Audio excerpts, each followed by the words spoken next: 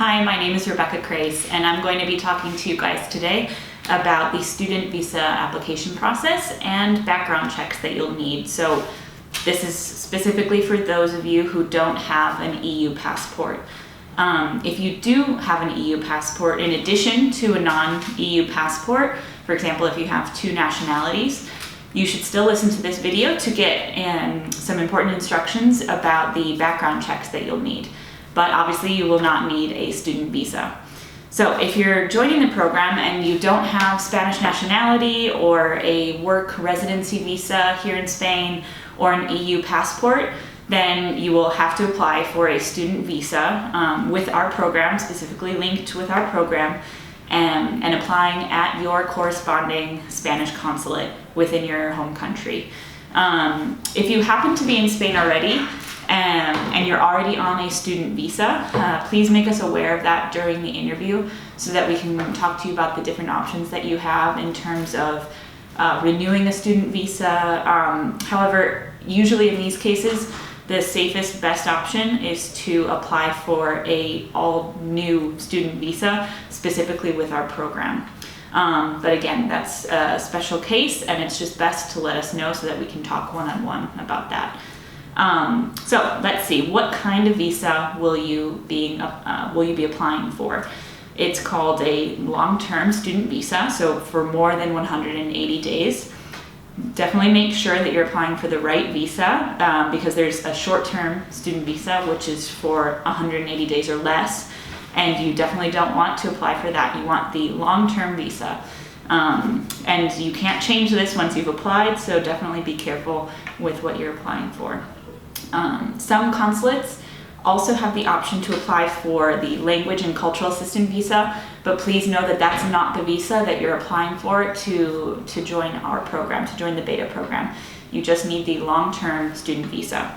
So where can you get information about the visa process? Obviously we're here to help you also through this process, and we're going to be able to provide general instructions. And if you contact us with specific doubts or anything, we'll do our best to help you. But always the best source of information for the most accurate, most up-to-date information is directly with your corresponding consulate. You'll have to check which one corresponds to you based on your location. This could be based on province or state, etc. And really do take a look at this, because unfortunately some consulates will differ based on the different requirements that they will need for the application. And so the information can really change based on each consulate that you're looking at. So do make sure to use your own consulate as the best source of information. It could even be that maybe one of your friends applied for a student visa in the past at the same consulate that you would be applying to. And maybe, it's a great person to talk to about the experience, but the documentation can change, the requirements can change from year to year. So it's really best just to check directly with the consulate through their website, through their email contact, phone number sometimes, and really just get the most accurate information from them. Okay. So moving on to how you apply. Again, it's important to check with your consulate based on the system that they use to give you an appointment. Typically they work on an appointment base, but there are some consulates that also work on a walk-in basis. And so maybe you can get your documentation ready and present it just by walking in. Again, you'll need to check with your consulate. In general, a previous appointment will be needed. And so it's really important to look on the website and see, maybe they have an online booking system for getting an appointment online, or perhaps you have to email somebody to request an appointment. Definitely start to look at this now so that you get a good idea of the timing of when you'll be needing to book your appointment. If you take a look now at the online booking system, maybe it will show you appointments months from now. So you know that when the time comes, you're going to have to start really early looking at the online appointments so that you can book one during the summer months before coming to the program in September. Now, the documentation that you'll need. again, these are general requirements. These can change from consulate to consulate, but I'll go over some things that are typically true of the documentation that you'll need. So first, there's a visa application form that you download from the consulate website. You're always going to be needing to fill out some sort of national visa application form. You'll find that some of the information that you need to fill out in there will come from our acceptance letter. So that brings me to the next documentation, the next doc that you need. The official acceptance letter to the program, and it's in Spanish.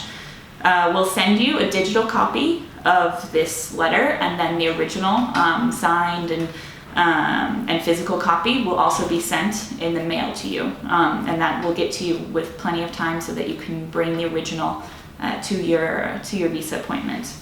Our acceptance letters cover the following requirements that the consulate might ask for. So it talks about proof of health insurance, proof of accommodation, and proof of funds. This last point, the proof of funds, some consulates may ask for further proof of sufficient funds, meaning they might ask you for bank statements from the last 3 months or just your last month's bank statement. So yeah, do look into that with your specific consulate. And then also consulates might require a medical certificate. This would be something that you'll have to get from a medical professional, from your doctor. And you can find out what specifically the certificate needs to say, probably that you're in good health to travel and that you're up to date on your vaccines, everything like that.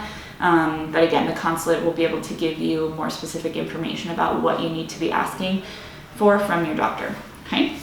And then finally, the last documentation, the last document that you need for a visa application is the background check, a criminal background check, and that's a really important point.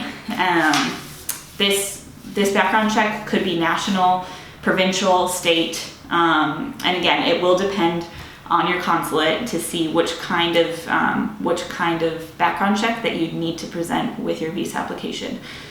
They might also ask for it to be legalized for use in the EU and officially translated into Spanish, okay? And these are things that can take time to get. So it is really important to start looking at all these kinds of requirements. The earlier the better, so you're prepared.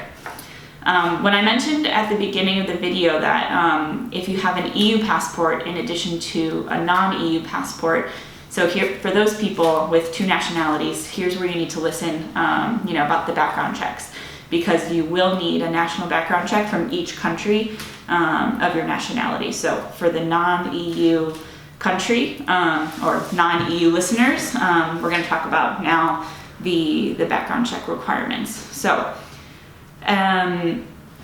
so for the non-EU people, you don't just need the background check for your visa application, you'll also need to bring one with you to Spain. Everybody in Spain who is in contact with children, so whether that be in a student program like Beta or full-time teachers working at schools, everybody needs a national working with children background check.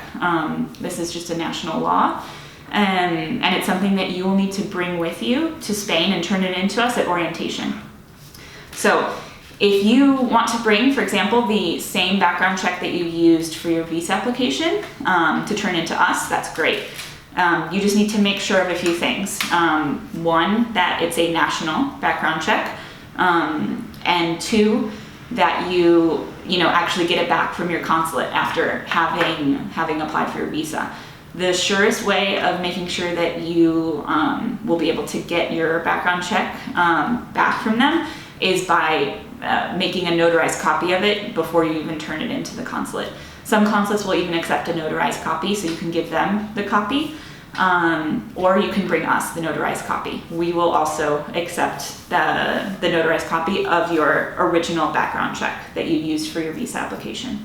But yeah, just be sure to either ask your consulate about that, because a lot of consulates will just keep all of the documentation that you turn in and then you never see it again. So to save yourself the headache and time, it's just best to directly get a notarized copy.